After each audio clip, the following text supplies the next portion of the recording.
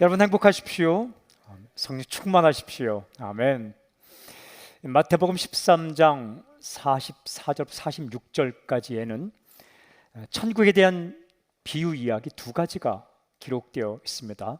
보화 비유, 또 하나는 진주 비유입니다. 이야기의 구체적인 내용은 조금 다르지만 이야기 전개 방식이나 핵심 메시지가 굉장히 유사합니다. 그래서 이 두 가지 말씀을 함께 묵상하기를 원합니다. 제가 이야기를 천천히 읽을 때에 머릿속 상상하시면서 눈으로 함께 읽길 바랍니다. 제가 읽겠습니다. 천국은 마치 밭에 감추인 보화와 같으니 사람이 이를 발견한 후 숨겨두고 기뻐하며 돌아가서 자기의 소유를 다 팔아 그 밭을 사느니라. 또 천국은 마치 좋은 진주를 구하는 장사와 같으니 극히 값진 진주 하나를 발견하며 가서 자기의 소유를 다 팔아 그 진주를 사느니라.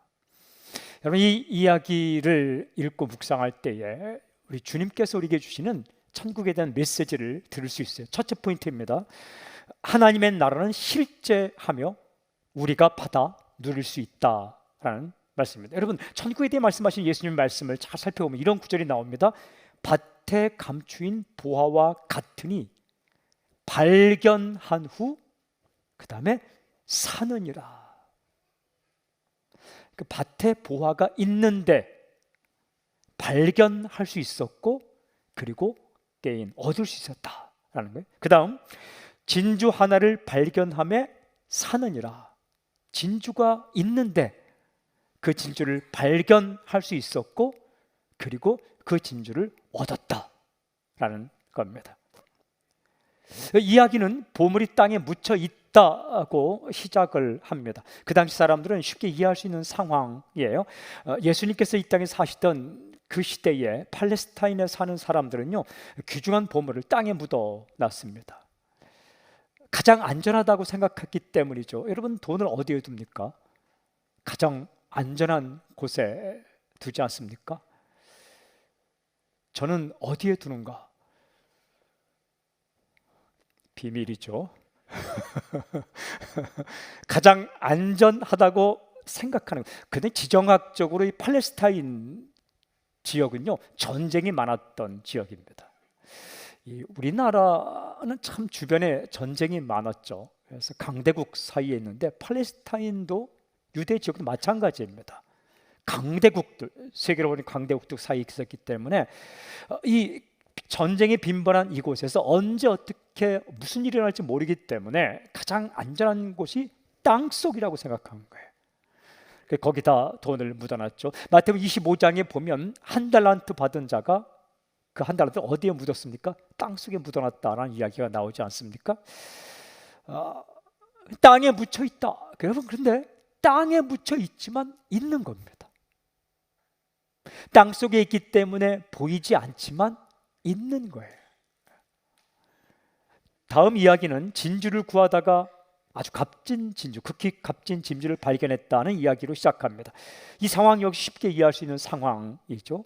그 당시에는 금보다 진주를 더 귀하게 여겼습니다. 오히려 값이 더 나간 거죠. 사람들은 진주를 가지기를 원한 거예요. 어떤 사람이 진주를 찾다가 어딘가에 있는 진주를 발견했다라는 거예요. 진주가 그 극히 값진 진주를 아무데나 내어놓을 수 없었지만 어딘가에 있었다라는 겁니다. 사람들 눈에 잘 띄지 않지만 진주가 있었다. 없는 게 아니라 있다. 잘 안 보이지만 있다. 잘 보이지 않기 때문에 없는 게 아니라 잘 보이지 않더라도 있다라는 겁니다. 땅속에 있지만 보화가 있듯이, 어딘가에 감추어 있지만 진주가 있듯이 천국은 실제한다라는 거예요. 모든 사람이 볼 수는 없어요. 모든 자가 믿지는 않아요. 그러나 실제한다.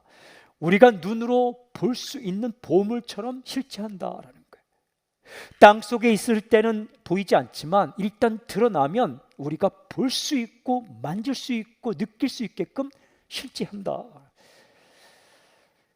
어딘가에 진주가 있듯이 천국은 실세한다. 진주처럼 보화처럼 감추어 있지만 있는 것처럼 천국이 있다. 천국 눈에 잘 띄지 않습니다. 하지만 있다라는 거예요. 실제하기 때문에 얻을 수 있다. 발견하고 발견할 수 있고 그 다음에 살 수 있던 것처럼 얻을 수 있다. 천국이 있는데 저 멀리 있고 나와는 관계가 없다. 슬픈 겁니다. 가장 슬픈 게 뭔지 아십니까? 좋은데 가지지 못하는 것. 그게 뭡니까? 그림의 떡. 천국은 그림의 떡 같은 존재가 아니라 있고 발견할 수 있고 얻을 수 있다. 실제하기 때문에 우리가 발견할 수 있고 경험할 수 있고 느낄 수 있고 그리고 얻어서 누릴 수 있다. 그 아름다운 천국을, 보화와 진주를 소유하게 된 것처럼 천국을 받아 누릴 수 있다라고 말씀합니다. 이 천국은 두 가지 차원이 있어요. 하나는 우리가 죽어서 가는 하나님의 나라입니다. 그 죽어서 가는 그 아름다운 천국이 있다라는 거예요. 그리고 그 천국 우리는 볼 수 있다. 어떻게? 주님께서 말씀하신 말씀을 통해 완전하지 않지만 그 부분을 알 수 있다. 그리고 우리가 죽었을 때 그 천국을 소유할 수 있다. 마치 자유이용권 차고 이렇게 랜드에 가서 누리듯이 정말 그 모든 것을 누릴 수 있다. 그 나라가 있습니다. 잘 보이지 않을지라도, 모든 사람이 볼 수 없을지라도 천국은 실제하며 천국은 우리가 지금 알 수도 있고 그리고 나중에 그 천국을 누릴 수 있다. 다른 하나의 차원은 이 땅에 이미 임했고 이 땅에서 누리는 하나님의 나라입니다. 눈물이 있고 슬픔이 있지만 내 마음에 임하는 하나님의 나라가 실제로 있다. 아무리 사는 게 힘들어도 상황에 관계없이 누릴 수 있는 하나님의 나라, 평화와 기쁨의 그 사건이 있고 그것을 우리가 알 수 있고 누릴 수 있다. 아무리 연약한 사람도, 아무리 악한 사람도, 아무리 부족한 사람도 마음에 임하는 하나님의 나라를 얻어 누릴 수 있다라는 말씀입니다. 중요한 한 가지 사실이 있어요. 보화는 땅에 감추어져 있었습니다. 진주는 어느 시장에 있었어요. 무슨 의미냐? 아주 가까이에 있다라는 거예요. 아주 가까이에 있다. 보화를 발견한 사람은 뭐 하다가 그 보물이 묻힌 땅을 발견했습니까? 일하다가 보물이 있다는 사실을 발견합니다.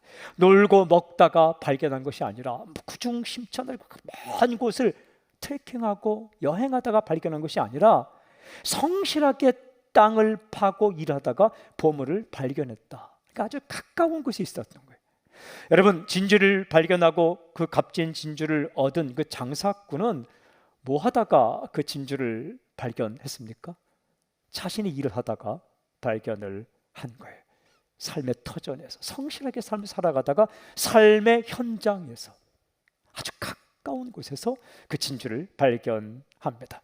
여러분, 이처럼 이 땅에 묻혀있는 보화와 같은 하나님의 나라 천국 있는데 발견할 수 있고 얻을 수 있는 천국, 그리고 그 진주와 같은 하나님의 나라는 가까이 있다는 거예요. 가까이, 멀리 있지 않고 우리의 삶의 현장 속에 있다. 저 떨어진 산속이나 기도원에서만 얻을 수 있는 게 아니라 내 삶의 현장에서 하나님의 나라를 발견하고 누릴 수 있다라는 말씀입니다. 사랑하는 여러분, 직장 생활을 하면서도 하나님의 나라를 발견하고 하나님의 나라를 얻어 누릴 수 있다. 가정에서 생활하면서도 쌀을 씻고 설거지를 하고 밥을 하면서도 이 하나님의 나라를 받아 누릴 수가 있다. 공부하면서도 아버지의 나라를 발견할 수 있다. 그 중압감 속에서, 그 힘든 속에서 하나님의 나라를 발견할 수 있다. 중학교를 졸업하고 고등학교 진학했는데, 제가 다닐 때 시험을 치러 갔죠. 어쨌든 그 학교에 갔더니 전부 막 그 대단한 학생들만 모여 있었어요. 근데 정말 겁이 났어요. 근데 제가 교회 다니는 아이들의 얼굴을 봤는데 거기 평화가 있더라고요. 그래서 정말 힘들어서 막 새벽 2시에 일어나서 이렇게 공부하고 그랬거든요. 그런데 예수님 믿고 난 이후에 평안이 임하는 거예요. 놀고 먹는 평안이 아니라, 안 하면서 누린 평안이 아니라, 하면서 영어와 수학과 국어 이렇게 책을 펼쳐놓고 기도하고 이렇게 하는데, 평안, 공부하면서도 누릴 수 있는 평안이, 안 하기 때문에 하는 게 아니라. 대학교에 갔더니 정말 컨닝을 하더라고요. 나는 대학교 그 책상이 그렇게 지저분한 걸 그때 처음 알았어요. 뭐 글자가 막 써 있고 다 이게 훔쳐보기 위해서. 근데 제가 선교단체에 나는 컨닝하지 않으리라. 그래서 맨 앞에 자리 가서 앉아 있는데, 그러면 이제 더 열심히 공부해야 될 거 아니에요, 그죠? 전도하고. 그런데 열심히 하면서도 불안하지 않은 거예요. 내가 열심히 노력하고 애쓰고 한 것만큼만 하면 되지. 그런 평안이 있는 거예요. 얼굴이 환하게 끝나고, 제 후배가 저한테 아주 욕은 아닌데 이런 말 했어요. 형은 왜 맨날 웃어? 나는 형이 웃는 얼굴 보면 짜증이 나. 내 마음은 슬픈데 왜 형은 맨날 웃고 다녀? 그 친구가 저 때문에 예수 믿게 되었습니다. 하숙방을 같이 썼거든요. 전도했습니다. 하숙방을 했을 때 내가 웃는 이유를 알려주마. 그래서 저는 제 순원이 됐습니다. 제 순원이 됐어요. 공부하면서도 그 중압감 속에 있을 수 있는데 평안을 누릴 수 있는 거예요. 병실 안에서도 하나님의 나라를 누릴 수가 있습니다. 몸이 아픈 가운데에서도 감추인 보화와 같이, 진주와 같이 그것을 얻어 누릴 수 있다. 가까이 있는 거예요. 교도소 안에서도 하나님의 나라를 누릴 수 있습니다. 우리가 죽어서 가는 하나님의 나라가 하나의 차원이라면, 이 땅에 임한 하나님의 나라는 우리 아주 가까이에 있어요. 가까이에. 어디서나 누릴 수 있는 나라라는 말씀입니다. 평안과 기쁨과 소망과 사랑의 그 나라를 얻어 누릴 수 있다. 그 나라가 있다는 거예요. 하지만 중요한 것은 모든 사람이 누릴 수 있는 건 아닙니다. 받아 누리는 사람도 있고 받아 누리지 못하는 사람도 있습니다. 수많은 사람들이 그 밭을 지나갔을 거예요. 그죠? 수많은 사람들이 그 밭을 지나갔을 거예요. 하지만 모든 사람이 발견하지는 못했습니다. 있지만 모든 사람이 발견할 수 없었던 거죠. 천국은 존재하지만 완전히 드러나지 않고 숨겨져 있기 때문에, 보화가 완전히 드러나지 않고 숨겨져 있던 것처럼, 진주가 좀 잘 눈에 띄지 않는 곳에 있었던 것처럼 완전히 드러나 있지 않기 때문에 모든 사람이 누리지 못합니다. 이 하나님의 나라가 어떻게 드러나게 되는가? 예수님을 통해서 드러나게 됩니다. 예수님이 하나님의 나라입니다. 예수님을 믿게 되면 마치 마스터키를 가진 것처럼, 비밀번호를 아는 것처럼 하나님의 나라를 발견하고 얻기 시작하는 거죠. 저는 축복합니다. 우리가 죽어서 가는 하나님의 나라가 있는데 그곳에 우리가 다 가지만, 다 가죠. 꼭 가십시오. 예수님 믿으면 갑니다. 그런데 이 땅에서 누리는 이 하나님의 나라를 매일매일 살면서 듬뿍 받아 누리는 당신이 되기를 주님 선포합니다. 평안이 있을지어다. 하나님의 나라.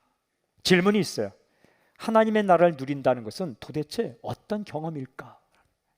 두 번째 포인트입니다. 하나님의 나라는 기쁨이요 아름다움이다. 이야기 속에서 감추인 보화를 발견한 사람의 반응이 어떻습니까? 이렇게 읽되 있습니다. 기뻐하며 아포테스카라스라고 헬라어로 되어 있는데 이것은 기쁨에 겨워서, 기쁨에 압도당해서, 그러니까 기쁨으로부터 이렇게 막 속에서 기쁨이 솟아나와, 기쁨에 휩싸여서 보물을 발견한 사람은 기뻐하였다라는 거예요. 하나님의 나라는 기쁨입니다. joy, 기쁨이에요. 항상 기뻐하라 말씀하신 것처럼 하나님의 나라는 기쁨이에요. 어릴 적 제가 소풍을 간 적이 있습니다. 소풍 가면 항상 빼먹지 않고 하는 게 있죠. 여러분 보물찾기라는 거 해보셨습니까? 선생님께서 번호가 적혀 있는 종이를 이렇게 숨겨 놓습니다. 그 종이가 보물이죠. 왜냐하면 물건과 바꿀 수 있기 때문에. 교환권과 같은 거죠. 요즘 같으면 기프트권입니다. 그게 대단한 거죠. 마음씨 좋은 선생님은 조금 잘 보이게 감춰 놓습니다. 그런데 마음씨 아주 고약한 선생님은 누구도 찾을 수 없게끔 꽁꽁 숨겨 놓습니다. 밉습니다. 저는 지금도 미워요. 그런데 나뭇가지 속에도 숨겨 놓고 풀숲에도 숨겨져 있습니다. 그런데 그 보물을 발견했을 때 마음을 지금도 잊을 수가 없어요. 찾았다. 신만이가 산삼을 했을 때 기뻐하는 것처럼 기쁨, 그 기쁨을 능가하는 기쁨이 이 보화가 담겨있는 밭을, 밭 속에 묻혀있는 보화를 발견했을 때 그 사람이 그 경험이라는 거예요.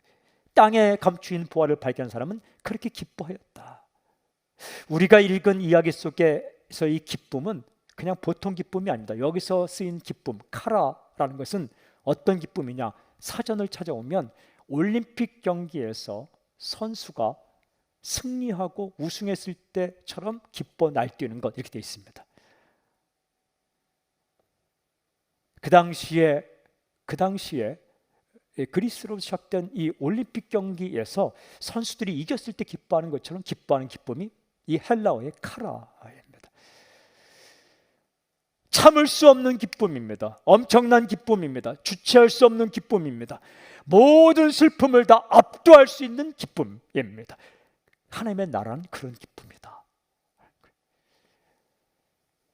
어떤 절망도, 어떤 슬픔도, 어떤 낭망도, 어떤 힘든 것도 다 이길 수 있도록 만드는 그런 기쁨입니다. 하나님의 나라는 기쁨이다. 로마서 14장 17절 이런 말씀이 있어요.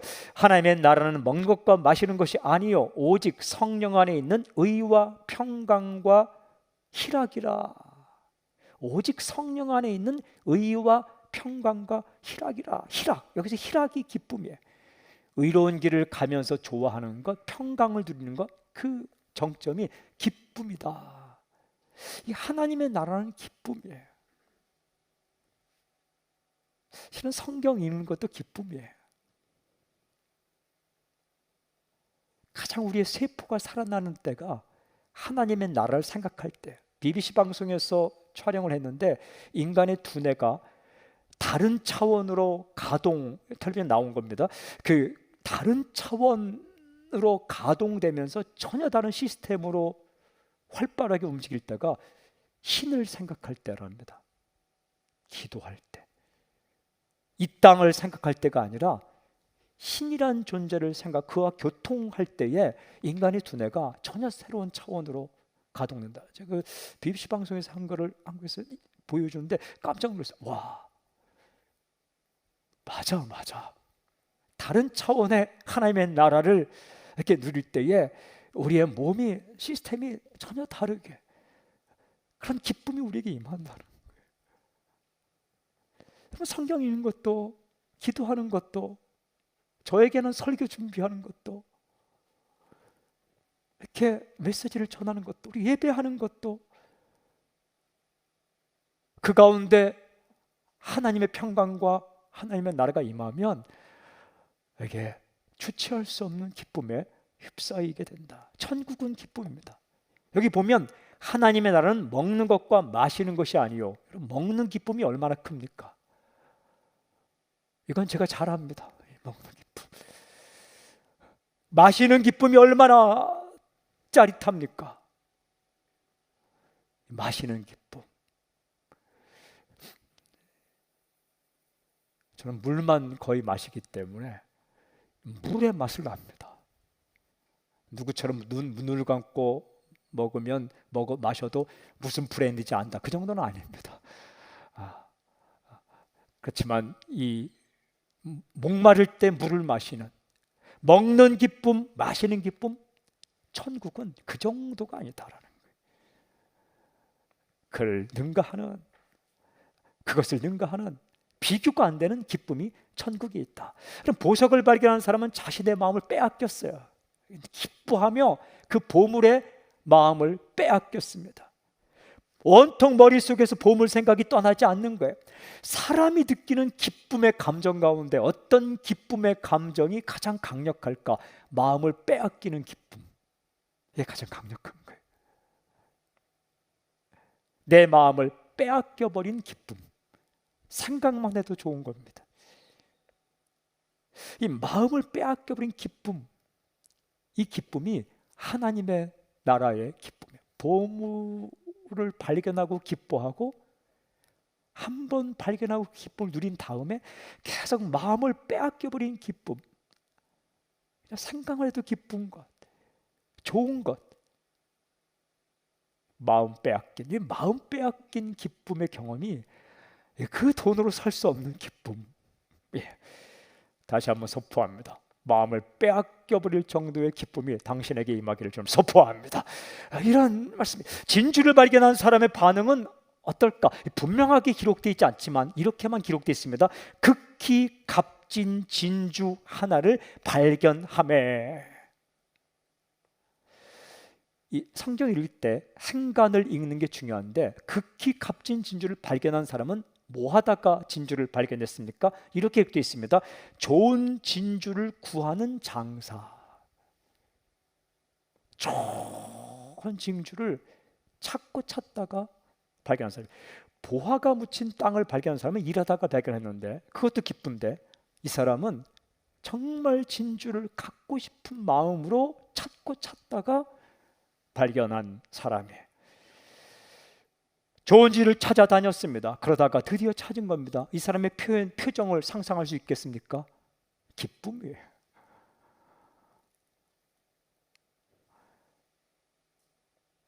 드러내어 기록하고 있진 않지만 그 다음 행동을 고려해 보고 또 앞부분의 이야기와 연결시켜 보면 기쁨입니다. 기쁨을 넘어서서 하나가 더 있습니다. 그것은 우리 이 구절에서 행간을 읽어오면 굉장히 중요한 사실을 알 수 있는데, 진주가 가지고 있는 특성. 그 당시에 진주하면, 문학책을 읽으면 진주하면 이 진주가 가지고 있는 특성이 무엇일까? 비교할 특성은 그것은 바로 아름다움입니다. 금보다 진주를 더 귀하게 했어요. 왜 금보다 진주를 더 귀하게 했는가? 진주가 가지고 있는 아름다움이기 때문에 그래요. 요한계시를 읽어오면 이 요한계시록의 천국의 모습을 묘사할 때 진주라는 이야기가 참 많이 나옵니다. 수정이라는 그 단어 나오지만 이 진주로 만든 문, 그 아름다움입니다. 아름다움. 왜 사람들은 진주를 가지고 싶었을까? 아름다웠기 때문이에요. 돈을 주고 그 아름다움을 보는 그 기쁨을 사고 싶은 거예요.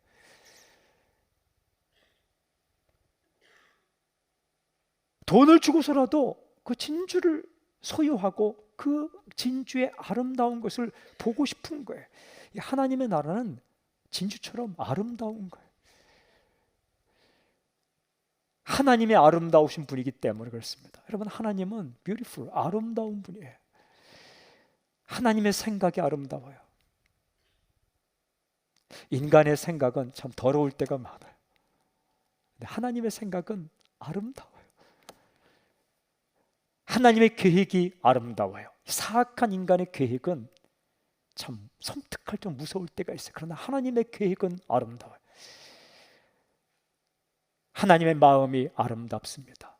용서하고 푸근하고 용납하고, 하나님의 행하신 일이 참 아름다워요. 놀랍고 기이하고 아름다워요. 하나님의 존재 자체가 아름답습니다. 하나님은 빛이고 사랑이며 생명이에요.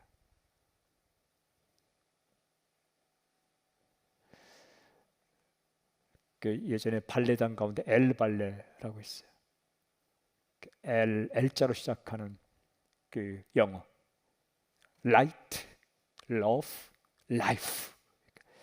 빛, Light, Love, 사랑, Life, 생명. 이게 하나님의 아름다움의 특성이에요. 빛나고 사랑스럽고 생명력이 있고. 여러분, 사람이 하나님을 이렇게 믿고 예수님을 믿어서 아름답게 변하면 빛의 생각을 하게 되고 생명력 있는 살리는 생각을 하게 되고 또 사랑하는 생각, 이게 하나님의 아름다운 분이에요. 제가 말씀을 묵상하다가 얼마 전에 읽고 큐티한 말씀이 생각났어요. 쭉 찾아보니까 7월 1일자 큐티 말씀인데 다윗의 시예요. 시편 27편 4절에 이런 구절이 있더라고요. 내가 여호와께 바라는 한 가지 일, 그것을 구하리니 곧 내가 내 평생에 여호와의 집에 살면서 여호와의 아름다움을 바라보며 그의 성전에서 사모하는 그것이라. 다윗 고백합니다. 내가 바라는 한 가지, one thing, 그건 뭐냐? 하나님의 아름다움을 바라보는 겁니다. 왕궁에 사는 것도 아니고 넓은 땅을 차지하는 것도 아니고 그냥 하나님의 아름다움을 바라보는 것, one thing, 이게 내가 바라는 한 가지입니다. 그 아름다움 그것을 바라보기에 나는 성전에서 예배자로 서고 싶습니다. 이런 고백이에요. 다윗은 한마디로 어떤 사람인가? 하나님의 아름다움을 경험한 사람입니다. 하나님의 사랑, 하나님의 위대하심, 그리고 그가 경험한 하나님의 아름다움의 최고봉은 용서였어요. 밧세바를 범하고 나서 침상이 눈물로 적시듯이 그 용서해달라고 기도할 때 용서하시는 하나님을 경험합니다. 이 다윗은 하나님의 아름다움을 경험한 사람, 나는 더욱더 하나님의 아름다움을 경험하고 싶습니다 고백했고는 실수가 있었지만 평생 하나님을 노래하며 하나님을 섬기며 죽을 때까지 하나님을 예배하며 그렇게 살아가는 거죠. 하나님의 나라는 아름다운 나라예요. 진주의 아름다움에 마음을 빼앗기듯이 하나님을 이렇게 섬기고 예배하면 예배할수록 그분의 사랑과 그분의 생각과 그분의 계획과 그분의 태도와 그분의 마음 씀씀이에 우리가 마음을 빼앗기게 되죠. 사랑하는 여러분, 어둠을 몰아낸다고 빛이 임하는 게 아닙니다. 빛이 임해야 어둠이 물러가는 겁니다. 절망을 쫓아낸다고 희망이 오는 게 아니에요. 희망이 와야 절망이 물러납니다. 슬픔을 이겨낸다고 기쁨이 오는 게 아니더라고요. 기쁨이 임해야 슬픔이 물러갑니다. 근심거리를 해결한다고 평안이 오는 게 아닙니다. 평안이 임해야 근심을 이길 수가 있습니다. 하나님의 나라는 기쁨입니다. 하나님의 나라는 아름다움이에요. 하나님께 주시는 기쁨이 나의 마음에 임할 때에 슬픔이 물러가는 거예요. 하나님의 아름다움이 내게 임할 때에 추하고 더럽고 냄새나는 이 세상 가운데서 우리의 삶 속에 정말 향기를 드러내고 생명과 사랑과 빛의 생각을 하며 우리의 생각이 아름답고 우리의 말이 아름답고 우리의 계획이 아름답고 우리의 존재가 아름다운 사람으로 바뀔 수 있다. 하나님의 나라를 경험한 것만큼 아주 가까이에 있는데 숨겨져 있기 때문에 발견할 수 없었지만 우리가 발견하고 소유해서 우리의 마음에 하나님의 나라를 경험하면 경험한 만큼, 가진 만큼이 아니라 아버지의 나라를 경험한 것만큼 우리 가운데 하나님의 나라가 임하는 기쁨의 나라, 아름다움의 나라, 그럴 때 우리 마음에 슬픔이 물러가는 거예요. 병실에서도 이 사건이 일어나는 겁니다. 홀로 있을 때도 이 사건이 일어나는 거예요. 가진 것을 좀 잃었을 때에도 이 사건이 일어나는 거예요. 이 나라가 하나님의 나라입니다. 마지막 세 번째 질문. 그리고 우리 어떻게 살아야 돼요? 세 번째 포인트입니다. 하나님의 나라는 그 무엇과도 비교할 수 없는 최고의 가치다. 이 최고의 가치인 하나님의 나라, 그걸 얻어 누리기 위해 모든 것을 할 수 있다는 것. 밭에 감추인 보화를 발견한 사람, 기쁨에 사로잡힌 사람, 이 사람의 행동을 이렇게 기록합니다. 자기의 소유를 다 팔아 그 밭을 사느니라. 보물을 발견한 사람, 그 사람은요, 그 보물을 얻기 위해 자신의 것을 다 팔았습니다. 쓸모없어서 판 게 아닙니다. 절대 쓸모없어 판 게 아니라 소중하지만 더 좋은 것을 얻기 위해 희생한 겁니다. 극히 값진 진주를 발견한 사람의 행동도 이렇게 똑같이 기록되어 있습니다. 자기의 소유를 다 팔아 그 진주를 사느니라. 모든 것을 포기하여 그 진주를 샀다. 이 두 사람의 행동의 특징이 뭡니까? 가치평가를 제대로 했습니다. 가치평가. 이 가치평가를 못하면 망하는 거예요. 무엇이 더 가치 있고 무엇이 더 가치 없는가를 정확히 평가하고 더 가치 있는 것을 선택했다라는 겁니다. 인생은요, 가치평가에서 판가름 납니다. 이게 뭐가 더 소중한지도 모르고 막 소중하지 않은 것에 휩싸여 살다 보면 소중한 걸 잃어버리고 나중에 소중한 걸 깨닫게 돼요. 사랑하는 여러분, 혹시 지금 어린 자녀들이 있으면 자녀와의 시간을 누리는데 돈도 쓰십시오. 그게 소중한 거예요. 정말 소중한 거예요. 그게 지나가 보면 그게 정말 소중한 거야. 가까이 있는 사람 평가하고 하지 말고 그냥 잘해 주십시오. 그게 소중한 거예요. 그게 더 가치 있는 거예요. 많은 것을 움켜쥐는 것보다 손을 펴서 누군가를 살린 기억을 가지고 살아가는 것, 정말 그게 더 가치 있는 거예요. 이 정말 중요한 가치는 언제 깨닫는가? 시간이 흘러 마지막에 가면 깨달아요. 그래서 마지막에서 현재를 보는 자가 해안을 가진 사람이에요. 이게 끝에서 과정을 보는 자가 진짜 지혜로운 사람이에요. 어떻게 끝나는 것을 보고 현재의 선택을 하는 자가, 가치 선택에서 인생이 판가름 난다는 거예요. 사람은 이 땅에 살아가면서 크고 작은 수많은 경험을 하게 됩니다. 정말 많은 경험을 하게 돼요. 여러분, 크고 작은 경험 가운데 잊을 수 없는 가장 강력한 경험이 뭘까요? 먼저는 잊을 수 없는 좋은 경험은 내가 가지고 싶은 것을 가졌을 때예요. 그죠? 사귀고 싶은 사람에게 고백을 했는데 그 고백을 받아줬다. 이건 뭐 잊을 수 없는 경험이죠.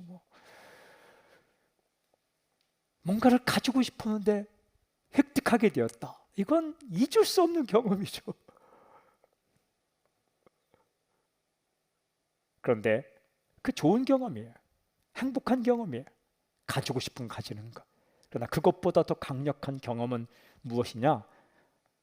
내가 지키고 가지고 싶은 것을 포기한 경험입니다. 내가 정말 가지고 싶고 끝까지 포기하고 싶지 않은, 지키고 싶은 것을 내가 손 놓아 포기한 경험. 이 경험 강력한, 싫어서 포기한 게 아니라 더 가치 있는 것을 얻기 위해 포기한 경험. 이게 더 강력한 경험입니다. 더 가치 있는 걸 얻기 위해 내가 그렇게 지키고 싶은 것을 포기한 경험. 이 경험이 있는 사람이 아름다운 인생을 살아가. 그게 희생이에요. 그게 헌신입니다. 그게 순종입니다. 그게 믿는 거예요. 이 경험은 슬픈 경험이 아니라 행복한 경험, 기쁜 경험입니다. 여러분, 하나님의 나라는 우리로 하여금 이 땅에 살 동안 그런 경험을 하게 만듭니다. 일반 종교는 네 가지고 싶은 것을 가지기 위해 열심히 빌어라, 획득의 경험을 이야기하지만 하나님은 더 가치 있는 것을 위해 내가 움켜쥐고 싶은 것을, 이 소유를 다 팔아 사는 것처럼 때때로 이렇게 놓는 것. 그게 헌신이고 희생이고 그게 충성이고 그게 삶입니다. 하나님의 나라가 하나님의 나라가 내 마음에 임하고 그것을 누리기 위하여 다른 것을 포기할 수 있는 선택, 이 선택을 슬프게 하는 게 아니라 하나님의 나라가 임하면 기쁘게 하게 한다는 겁니다. 어리석은 선택이 아니라 지혜로운 선택입니다. 다 팔아서 보화가 묻힌 땅을 사듯이 다 팔아 진주를 사는 사람들이 이해할 수 없어요. 이해하지 못할 수도 있어요. 바보 같은 짓이라고 비웃을 수 있어요. 하지만 이유가 있는 거예요. 왜 그런 결정을 하느냐고 질문할 수 있지만 충분히 그런 결정을 할 수 있는 이유를 가지고 있는 거예요. 왜? 더 가치 있는 것을 선택하기 때문에. 왜 그런 결정을 했을까? 이유는 분명히 더 가치 있는 것을 선택했기 때문이다. 하나님의 나라는 그 무엇과도 비교할 수 없는 최고의 가치를 가진 나라입니다. 평안과 기쁨과 사랑을 누리기 위해서는 다른 것을 포기할 수도 있다 라는 거예요. 아주 오래전에 읽은 책인데 몇 번을 이야기했지만 이번에 말씀 묵상하는데 또 그 책이 생각나는 거예요. 전능자의 그늘. 짐 엘리엇이라는 남편의 이야기를 아내 엘리자베스 엘리엇이 쓴 이야기예요. 아홉 가족으로 선교여행 갔다가 4명의 친구와 함께 5명이 순교당한 이야기예요. 근데 그 책의 앞부분에 이런 글귀가 있죠. 영원한 것을 위하여 영원하지 않은 것을 포기하는 자는 결코 바보가 아니다. 창끝이라는 책으로도 영화로도 나왔어요. 5명이 순교했지만 그 창끝으로 죽였던 자가 그 부족의 목사가 됩니다. 그래서 그 창끝으로 죽였던 그 목사가 된 사람과 이게 그 선교 대회 때 또 순교당한 자의 아들이 만나게 됩니다. 세계 선교 대회 때 서로 용서하고 또 화해하는 그런 이야기들이 있는데 그 짐 엘리엇이 젊은 날에 이런 글 써요. 참 젊은 날에 이런 글 쓴다는 게 20대 후반부에 20대 중반 후반부에 순교를 당했는데 그 20대 초반에 이런 글을 쓴다는 게 영원한 것을 위하여 영원하지 않은 것을 포기하는 자는 결코 바보가 아니다. 다른 번역에는 영원한 것을 얻기 위하여 되는데 얻기를 좀 뺐어요. 그냥 영원한 것을 위하여 영원하지 않은 것을 포기하는 자는 결코 바보가 아니다. 이 마음에 콱 박히듯이 남아있는 글귀에 다시 한번 감동을 줬어요. 천국을 경험한 사람 많이 이런 행동을 했어요. 사람들이 이해할 수 없을 수도 있어요.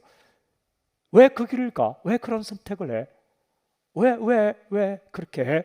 라고 말할 수 있지만 모든 것을 다 팔아서 보화가 묻힌 땅을 사듯이 진주를 선택하듯이 이 땅에서 쉽게 누릴 수 있는 것을 포기하고 하나님의 나라의 기쁨을 선택할 때가 있는 겁니다. 선교가 그런 것이고 구제가 그런 것이며 섬김이 그런 것이고 헌신이 그런 겁니다. 자신의 것을 내어놓는 것이죠. 여러분 이렇게 거창하게 보이는 선교니 구제니 뭐 그것만이 아니에요. 나의 것을 포기하고 하나님 나라 사는 것은 아주 일상적인 순간순간의 삶 속에서 우리가 경험하는 것들입니다. 내가 가지고 싶은 것, 내가 누리고 싶은 것, 그리고 내가 지키고 싶은 그 자리, 그것을 하나님의 뜻에 맞지 않을 때에 선택하지 않고 하나님의 뜻을 따라 내가 포기할 때에 우리의 삶 한가운데서 이렇게 하나님의 나라를 누리는 거죠. 예를 들면 내가 법이 아닌데 잘못된 거짓의 길을 선택하기 위해서 얻고 싶은 것이 있다면 그 얻고 싶은 것을 포기하고 정직한 길을 선택할 때에 하나님의 나라가 임한다는 거예요. 내 자존심을 세우기 위해서 뭔가를 확 해버리고 싶을 때 그것을 포기하고 하나님의 뜻을 선택할 때 진정 내 인생 가운데 존경이 임한다는 거예요. 거창한 것뿐 아니라 매일매일 삶 속에서 우리는 선택을 하며 살아갑니다. 그런데 내가 그렇게 움켜쥐고 싶은 것, 내가 지키고 싶은 것, 그것이 아니라면 하나님의 나라를 얻기 위해 손을 놓고 포기할 때 자유가 임하고, 그때 아버지의 나라가 밀려 들어온다. 평안한 거예요. 잘못된 방법 움켜졌을 때의 불안감보다 그 평안한 거예요. 기쁜 거예요. 쓰고서 기쁜 거예요. 놓고서 기쁜 거예요. 버리고 기쁜 거예요. 여러분, 그러면 우리가 빈털터리가 됩니까? 마지막 질문. 아닙니다. 하나님의 나라를 받아 누리게 돼요. 그리고 예수님이 이렇게 약속하세요. 마태복음 6장 33절, 그런즉 너희는 먼저 그의 나라와 그의 의를 구하라. 그래야만 이 모든 것을 너에게 더하시리라. 하나님의 나라를 먼저 구하면 아버지의 나라를 누리는 것과 동시에 주님께서 덤으로 주시겠다. 살게 돼요. 이때 경험하는 게 바로 은혜입니다. 놓았는데, 펼쳤는데 그 펼쳐진 손에 뭔가 쥐어져 있는 거예요. 내 가방을 비웠는데 가려고 하니까 채워져 있는 거예요. 또 나눠주라고.